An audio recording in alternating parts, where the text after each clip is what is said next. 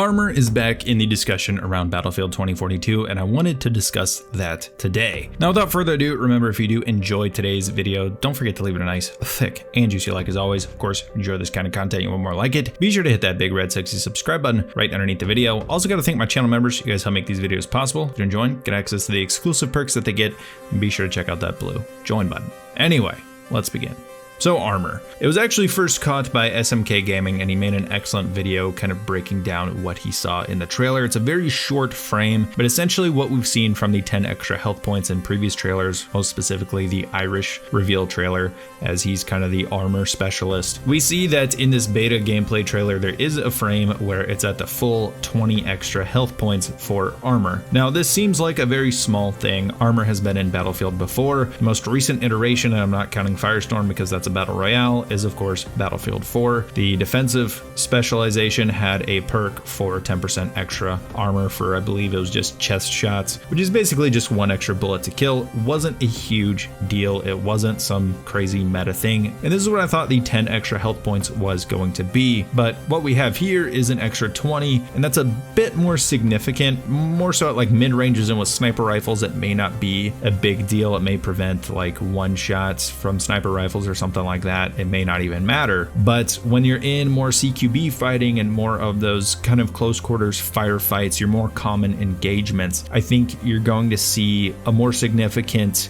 benefit to running Irish, and he may end up being a meta specialist. Now, there's a couple of issues with the armor being this significant, and the biggest one for me is, of course, inconsistency in your gunfights. You see, Battlefield is a chaotic game. There's crazy things happening all the time. Buildings are collapsing, things are exploding, things are falling out of the sky, tanks are everywhere. There's crazy things happening. But there are some things that should be consistent, one of which is, of course, gunplay and firefights. Time to kill should be consistent. This was one of the issues with Battlefield 5, was the inconsistent time to kill, not only because they kept changing it, but also because of things like attrition. I also want to quickly say they did want to add armor to Battlefield 5's regular multiplayer. Thankfully, it was scrapped from that game. I don't know if I could have handled 2 layers of attrition in that game, but the guy that wanted to add it was also the guy that wanted to change the TTK and all that stuff. So he's no longer at DICE, so I hope at least it's not his leftover ideas that made it into 2042, but we'll see. Again, that kind of applies to this in general. We have to see how it works in the game. Is it going to make Irish some kind of meta specialist? Is it going to make gunfights crazy and consistent? We don't know yet. Maybe the 20 health points really only is that one extra bullet to kill, and maybe that's not a big deal, or maybe it's something more than that, and that's where the issues come into play, and that's when we got to get our hands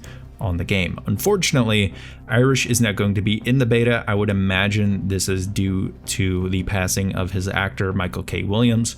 Rest in peace, Michael K. Williams. But even though he is in the trailer, he's not going to be in the beta itself. Getting back to the attrition aspect of it, I do see it somewhat as attrition because you can spawn in with what is essentially full health. Sure, all the other specialists spawn in at 100 health, but kind of like attrition in Battlefield 5 where you don't spawn in with all your ammo, well, you just go run and get more. For Irish, he just spawns in with armor and again is at full health, wins a couple of gunfights. He can stay at full health because he can pick up armor off of dead bodies. And so I think you can start to see the issue with that is he's going to be a kind of gunfight monster. And while that might be his intended playstyle, it might be good for people that want to kind of run and gun and maybe not be as mobile as someone like Webster, but still be able to have that boost to the health. I don't know. Again, we're gonna have to get hands-on before we judge this, but to me, I see this as something to keep an eye on, especially for gameplay purposes, because again, inconsistency in things that I think are at their best when they are consistent is something that could be an issue in the game. Now, I don't expect DICE to ever fully take armor out of the game. I think they've already implemented it, and I'm pretty sure there's also going to be armor piercing rounds that are going to counter it. I'm curious to know what the balancing is going to be on that. Maybe if you carry armor, you move slightly slower or something like that.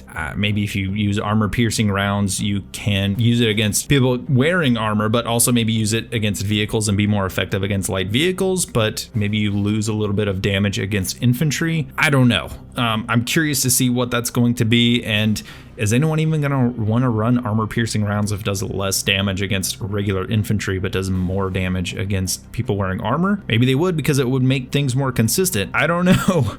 And I'm very curious to know how and why they've implemented it, because to me, just from what we know so far, even though we haven't gotten hands on yet, it just from a distance seems like an unnecessary aspect, an unnecessary layer to the gameplay that didn't have to be there. Is it going to play out that way? We don't know. But I have my concerns just from having played other games and things like that, because I know some people are going to say, oh, well, Battlefield's a big game like a Battle Royale. Battle Royales have armor, it's fine. Yes and no. They're both big games, but they play entirely differently. Battle Royales are much slower and more tactical than a game like Battlefield is. If you've played any Battlefield game, you know the point of it is essentially the multiplayer is an action movie. It's fast-paced, crazy things happen. I mean, we've all seen the Ronda in the trailer. That doesn't scream tactical to me.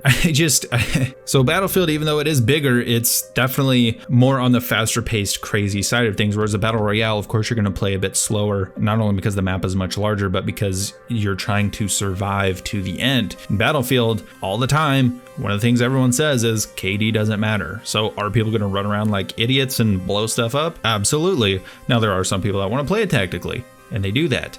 But for the most part, people are jumping out of helicopters and flying off of buildings and putting C4 on Jeeps and whatnot and running and gunning. That's Battlefield. Things like that happen. That's what makes the game fun. Whereas in a Battle Royale, you are going to play it more tactically. Things like armor, I think, are more important and adds a layer of the tactics to that game that I don't know if it would fit very well in standard Battlefield multiplayer. Again, it's a wait and see. We got to get hands-on. Unfortunately, Irish will not be in the beta. There might still be armor in the beta, so we might be able to get hands-on with that and see how it works, but Irish will not be, so we don't know for sure if it will. Anyway, let me know down below what you guys think about armor. Are you concerned about it? Do you not care? Do you think it's a good thing? Let's have a discussion, and I'll see you guys in the next video.